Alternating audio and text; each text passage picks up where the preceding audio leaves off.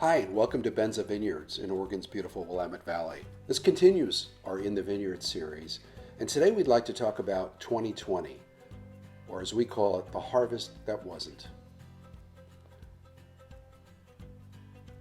Hi, I'm Ron Benza, proprietor of Benza Vineyards, and 2020 has been a pretty remarkable year thus far for all the wrong reasons, as we all know, but it even reached down and affected our grape harvest. I'm standing by our youngest block in the whole vineyard, roughly 1.25 acres of a Pinot Noir clone called Dijon 777, also mixed in with about 20% of 667, a close relative. It's long past the time we should have harvested it, and as you can see, the grapes are still on the vine, and we're going to be leaving them on the vine, which is a crying shame. And just in front of me at a camera range here is one of our other Pinot Noir clones, Dijon 115, from which we make a lot of our sparkling. It goes into our estate and reserve blends, and we also make rosé out of the 115, and we're leaving that also.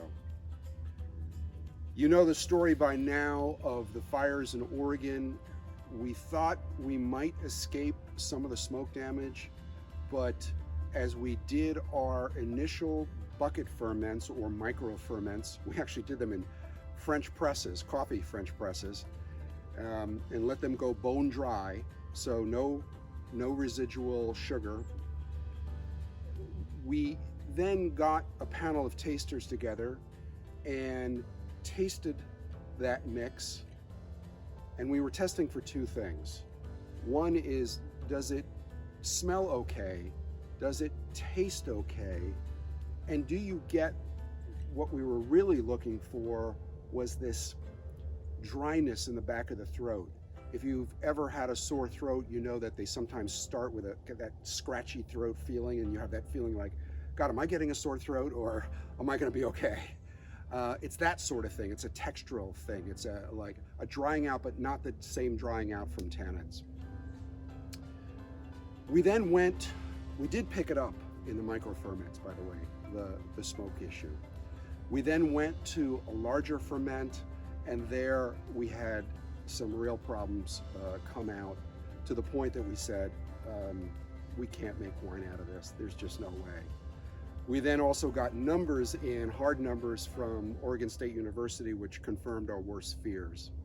So our Pinot Noir pick is done, which is really a shame because, like I said, this is a 777 grape. It is absolutely delicious. You would never know that these are smoke-affected grapes in any way. They just taste absolutely delicious. The Brix level is right at probably the best it can be, 24, 25, make wonderful wine, but we can't do anything with it. And we're not even sure we can do anything with the rosé that we picked. We picked 115 on our Wadensville clone for rosé, somewhere in the middle, I forget the exact date, of the smoke infestation here. And we thought by pressing it off the skins immediately, using our champagne settings, basically our sparkling wine settings, which are very, very gentle, we could alleviate the problem of there being any kind of residual after effects from what we're looking for at the point is free guaiacol, which is the ingredient that gives you that smoky flavor. And we're not sure.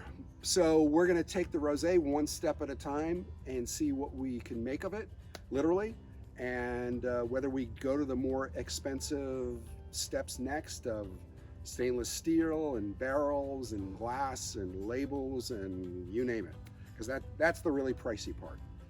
But that's Harvest 2020. It's really something, like everything else in 2020. So bear with us. This is not to say that this is the entire Willamette Valley that is affected this way. The smoke was all through the valley for sure, but different vineyards were affected differently. We got a rather heavy dose of the smoke from the south and the southeast, and then we had our own local fire, of which there is a YouTube video, a mile from here that way, And that also was, as our winemaker Andrew Kirkland says, the icing on the cake. If the big fires in Oregon didn't do us in, our little local fire channeled a lot of smoke in the last few days of the 10 days that we were bathed in smoke. And certainly didn't help things, let's put it that way. But we're actually relatively good shape compared to others. I have to count my blessings on this, our blessings. We have plenty of wine to sell from 17, 18, and 19. We're gonna end up, if we end up taking a complete year off, we make no Pinot, no Rosé, no Pinot Gris. We'll see about Chardonnay. Chardonnay's a little different story. Chardonnay's got a thicker skin, and like Cabernet, and it might do better than Pinot when it comes to pressing off the skins. But again, we'll have to see. Everybody's going through everything this year in 2020, us too.